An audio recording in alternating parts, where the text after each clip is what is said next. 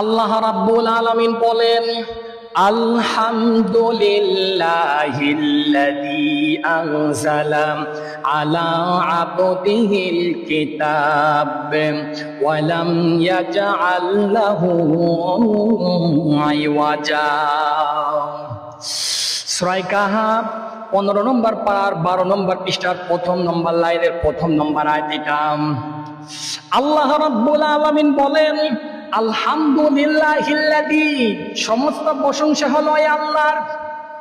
কারণ এই পৃথিবীর জমিনে একমাত্র প্রশংসা হবে আল্লাহর। কারণ এই আয়াতটাকে নিয়ে প্রায় আমি 2 থেকে 3 দিন গবেষণা করলাম।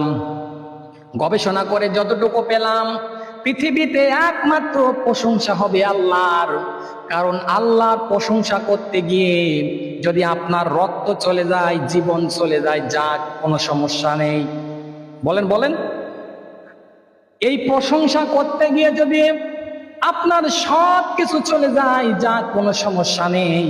কারণ আল্লাহর দরবারে যদি এই প্রশংসা যদি পছন্দ হয়ে যায়, আল্লাহ রাব্বুল আলামিন আপনাকে কিয়ামতের ময়দানে বিনা হিসাবে জান্নাত দেয়া দিবে। সুবহানাল্লাহ। সম্মানিত ভাইরা আমার, আল্লাহ রাব্বুল আলামিনের প্রশংসা আমাকে আপনাকে দুনিয়ার জমিনে করতে হবে।